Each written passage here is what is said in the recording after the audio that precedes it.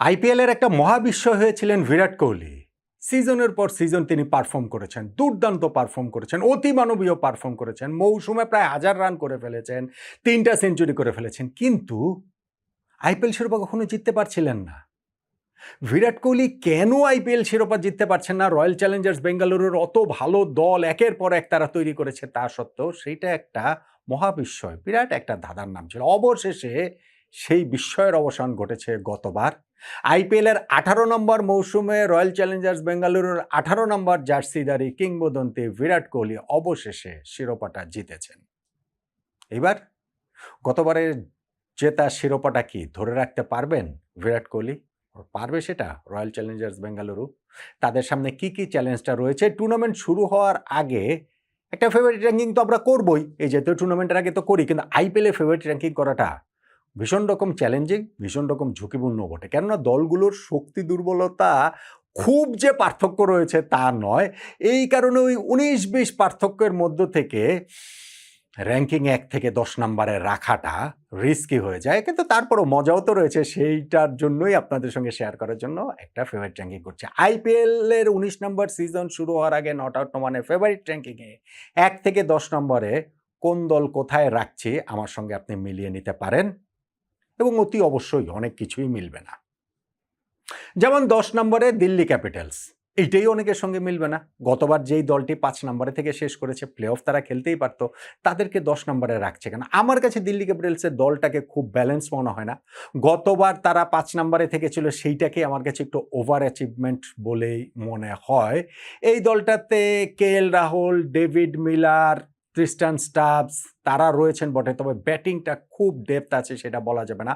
বোলিংটা তুলনামূলক ভালো, এখানে মিচেল স্টার্ক, কুলদীপ যাদব, অক্ষর প্যাটেল, লুঙ্গি এনগিডিরা আছেন, কিন্তু স্টিল আমার কাছে মনে হয় না যে এই দলটার পক্ষে প্লে অফ খেলাটা সম্ভব। খেললে আসলে খুবই অবাক হবো। 10 নম্বরে রেখেছি, তারা যদি প্লে অফে খেলে ফেলে তাহলে তো অবাক নিশ্চিতভাবেই হবো। নট আউট মানে ফেভারিট র্যাঙ্কিংয়ের 10 দলের মধ্যে 10 নম্বরে তাই দিল্লি ক্যাপিটালস। 9 নম্বরে গুজরাট টাইটান্স, এইটাও অনেকের সঙ্গে মিলবে না, কেননা গুজরাট টাইটান্স তো গতবার প্লে অফে খেলেছে। সেই দলটাকে এইবার একেবারে 9 নম্বরে কেন নামিয়ে দিলাম? দেন এগেন এই দলটাকেও আমার কাছে মনে হয় যে স্পেশালি তাদের ওই শুরুতে শুভমান গিল এবং সাই সুদর্শন এই ওপেনিং পেয়ারের উপরে তারা অনেক বেশি নির্ভরশীল। এই দুইজনের একজন যদি ফ্লপ করেন তাহলে কিন্তু তাদের ব্যাটিংটা ভীষণ রকমেরই নড়বড়ে হয়ে উঠবে। তাদের বোলিং শক্তিটা আসলে ভালোই রয়েছে। এখানে স্পিনে ধরেন সাই কিশোর রয়েছে, কিংবা পেস বোলিংয়ে কাগিসর আবাদা, প্রসিদ্ধ কৃষ্ণা, মোহাম্মদ সিরাজরা রয়েছেন, কিন্তু আমার কাছে আসলে তাদের ব্যাটিংটার শুরুর ওই ওপেনিং পেয়ারের বাইরে খুব বেশি ডেপথ আছে আমি দেখতে পাচ্ছি না। সেই কারণেই তাদেরকে আমি আসলে 9 নম্বরে রাখছি, গুজরাট টাইটান্সকে। 8 নম্বরে লখনৌ সুপার জায়ান্টস, এই দলটা কিন্তু ভালো, এই দলটা কিন্তু দুর্দান্ত, স্পেশালি তাদের ব্যাটিং ফ্যান্টাস্টিক। আপনি এইখানটাতে দেখেন Aiden Markram, Mitchell Marsh, Nicholas Pooran, Rishabh punt, এইরকম ব্যাটসম্যানরা তাদের এই দলটাতে রয়েছে। ফলে আমার কাছে মনে হয় যে তারা ব্যাটিং দিয়ে যে কোনো কিছুই করতে পারে, সেই সামর্থ্যের জায়গাটা তাদের রয়েছে। বোলিংয়ে তারা এইবার কতটা ভালো করে, মোহাম্মদ শামিকে তারা নিয়ে এসেছে, এই শামি কতটা ভালো করে তার উপরে নির্ভর করছে তারা এই কত দূর যাবে। স্পিনে এখানে ওয়ানিন্দো হাসারাঙ্গা রয়েছেন। আমার কাছে এই দলটার ব্যাটিং শক্তির কারণটা মনে হয় যে তারা আরও ভালো করতে পারে যদি তাদের বোলাররা তাদের সেই এবল সাপোর্টটা দেয়, কিন্তু তারপরেও টুর্নামেন্টের শুরুতে আমি লখনৌ সুপার জায়ান্টসকে 8 নম্বরেই রাখছি। 7 নম্বরে চেন্নাই সুপার কিংস, আইপিএল এর সফলতম 2টা দলের একটা। মুম্বাই ইন্ডিয়ান্সের মতো তারাও 5 বার শিরোপা জিতেছে। চেন্নাই সুপার কিংসের এই সিজনটাও শুরু হচ্ছে ওই প্রশ্নটা সামনে রেখে, মহেন্দ্র সিং ধোনির কি এটা লাস্ট সিজন নাকি? গত কয়েকটা আইপিএল ধরে এই প্রশ্ন সামনে রেখেই চেন্নাইয়ের সিজন শুরু হয়। গতবারের সিজনটা তাদের আসলে যাচ্ছে দায়ী কেটেছে, তারা 10 দলের মধ্যে 10 নম্বরে থেকে শেষ করেছে পয়েন্ট টেবিলে, একদম লাস্ট স্থানটাতে। এইবার তারা অ্যাপ্রোচটাতে একটু চেঞ্জ করেছে। চেন্নাই বরাবরই অভিজ্ঞদের উপরে অনেক বেশি নির্ভর করে। এই বছরটাতে তারা তারুণ্যের দিকে ঝুঁকেছে বলে মনে হচ্ছে। হ্যাঁ, এইখানটাতে তারা রবীন্দ্র জাদেজার মতো তাদের কিংবদন্তিকে ছেড়ে দিয়েছে। আবার সঞ্জু স্যামসনকে তারা দলে এনেছে। ভবিষ্যতের মহেন্দ্র সিং ধোনি হয়ে উঠবেন আরকি এই ফ্র্যাঞ্চাইজিটার জন্য, এরকম একটা আলোচনার জায়গাটা রয়েছে।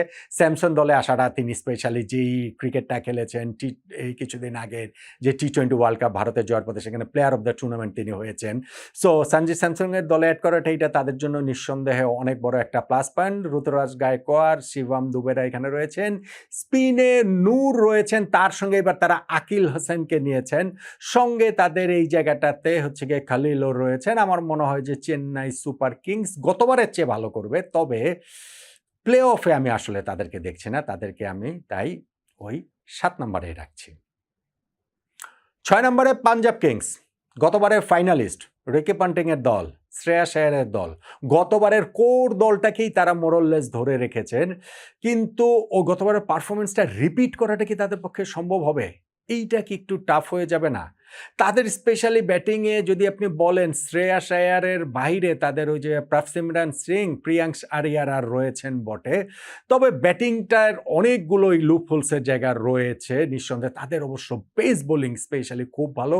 আপনি যদি ওইভাবে বলেন যে তাদের পেস বোলিং অলরাউন্ডার রয়েছে, সেইখানটাতে মার্কো ইয়েনসন, আজমতুল্লাহ, ওমর জাইরা রয়েছেন।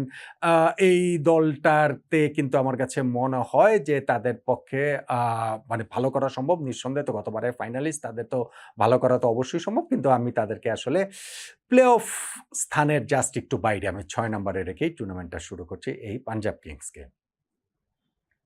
5 নম্বরে Kolkata night Riders, play of স্থানের জাস্ট বাইরে। সেইটা আমি হয়তো রাখতাম না যদি তারা যেই একাদশ, যেই টিমটা তারা স্কোয়াডটা তারা সাজিয়েছিল সেই স্কোয়াড নিয়ে তারা খেলতে পারতো। সেই স্কোয়াডটা তারা একেবারে লন্ডভন্ড হয়ে গেছে, স্পেশালি তাদের পেস বোলিং লাইন আপ। সেইখানটাতে মুস্তাফিজুর রহমানকে তারা পায়নি, ওই জায়গাটাতে ব্লেসিং মুজরাবানিকে নিয়েছে। তারা মাথিসা পাথিরাঙ্গাকে শুরুতে পাচ্ছে না, হার্ষিত রানাকে তারা হচ্ছে সিজনের জন্য পাচ্ছে না, আকাশদীপকে সিজনের জন্য পাচ্ছে না, ক্যামেরুন গ্রিনকে কতটা পাবে সেটা নিয়ে প্রশ্ন রয়েছে। ফলে সব কিছু মিলিয়ে আমার কাছে মনে হয় এই জায়গাটাতে তাদের এই শক্তি ক্ষয়টা স্পেশালি পেস বোলিংয়ে অনেক বেশি হয়েছে।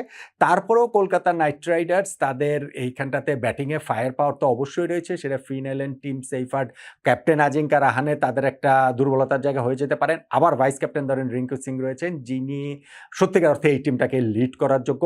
স্পিনে আপনি বরুণ চক্রবর্তীর সঙ্গে যিনি রয়েছেন এইখানটাতে হচ্ছে সুনীল নারিন, স্পিনে অন্যতম সেরা। ফলে সব কিছু মিলিয়ে আমার কাছে মনে হয় যে কলকাতার ওই পেস বোলিংয়ের ওই দুর্বলতার ওই জায়গাটায় ইনিশিয়াল ফেজটা যদি তারা পেরিয়ে যেতে পারেন পাথিরানা আসা পর্যন্ত, তাহলে আমার মনে হয় তারা প্লে অফে খেলবেন। কিন্তু টুর্নামেন্টের শুরুতে আমি কলকাতা নাইট রাইডার্সকে আসলে ফেভারিট র্যাঙ্কিংয়ে প্লে অফ পজিশনের জাস্ট বাইরে 5 নম্বরে রাখছি। 4 নম্বরে আমি রাখছি রাজস্থান রয়্যালসকে। সেই রাজস্থান রয়্যালস এইবার কিন্তু তাদের একে তো ফ্র্যাঞ্চাইজি বিক্রি হয়েছে, মালিকানা পরিবর্তন হয়েছে, সেগুলো তো রয়েছেই।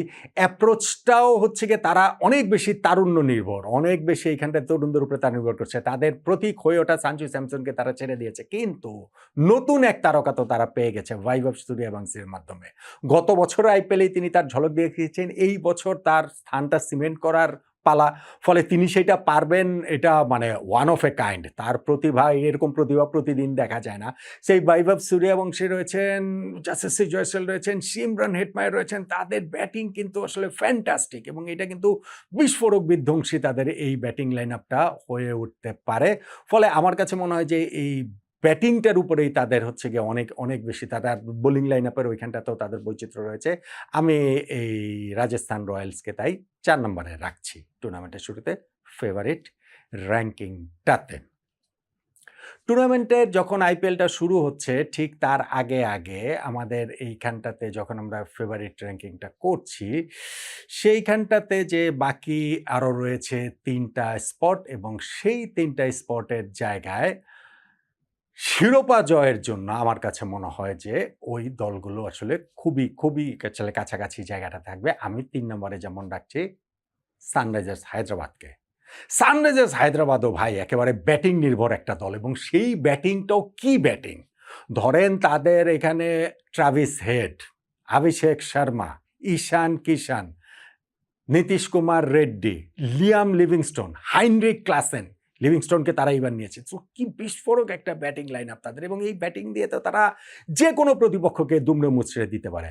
বোলিংয়ের ওইখানে প্যাট কামিন্সকে তার দায়িত্বটা নিতে হবে, এবং তার উপরেই নির্ভর করছে যে কতটা ভালো তারা করতে পারবে। টুর্নামেন্টের শুরুতে তিনি অবশ্য থাকবেন না, কিন্তু গতবার প্লে অফ পজিশনটাতেও আসলে ছিল না। সানরাইজার্স হায়দ্রাবাদ 6 নম্বরে থেকে মনে হয় শেষ করেছিল। আমি এবার এক্সপেক্ট করছি যে এই দলটা অন্ততপক্ষে প্লে অফ খেলবে। সেই কারণে টুর্নামেন্টের শুরুতে ফেভারিট র্যাঙ্কিংয়ে সানরাইজার্স হায়দ্রাবাদকে আমি 3 নম্বরে রাখছি। 2 নম্বরে আরসিবি, রয়্যাল চ্যালেঞ্জার্স বেঙ্গালুরু। গতবারের শিরোপাজয়ী বিরাট কোহলির দল।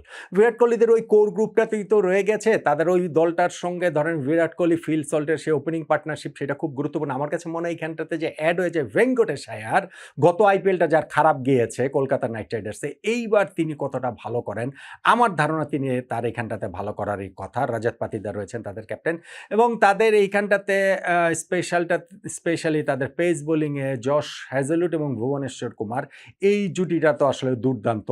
তারা যদি ডেলিভার করতে পারেন, আমার মনে হয় যে এই রয়্যাল চ্যালেঞ্জার্স বেঙ্গালুরুর এইবারও শিরোপা ধরে রাখার এভরি পসিবিলিটিস রয়েছে। যদিও টুর্নামেন্টের শুরুতে আমি তাদের জাস্ট একটু পিছিয়ে 2 নম্বরে রাখছি ফেভারিট র্যাঙ্কিংয়ে। এবং 1 নম্বরে মুম্বাই ইন্ডিয়ান্স। মুম্বাই এইবার 6 নম্বর শিরোপা জিতবে বলে টুর্নামেন্টের শুরুতে আমার কাছে মনে হচ্ছে। আমার তাদেরকে সবচেয়ে ফেভারিট মনে হচ্ছে। মুম্বাই ইন্ডিয়ান্স দল তো ভালো, গতবারও তারা প্লে অফ খেলেছে, 5টা শিরোপা তারা জিতেছে, এবং এই প্লে অফে খেলাটা তো তাদের একটা মিনিমাম, এটা তো মিনিমাম টার্গেট। কিন্তু আমার মনে হয় আপনি যেই দলটা রয়েছে সেই দলটাতে আপনি যখন বিরাট কোহলি বলছে, রোহিত শর্মা রয়েছেন, রোহিত শর্মার সঙ্গে এইবার তারা কুইন্টন ডিককে অ্যাড করতে পেরেছে এই তাদের ব্যাটিং লাইন আপটাতে।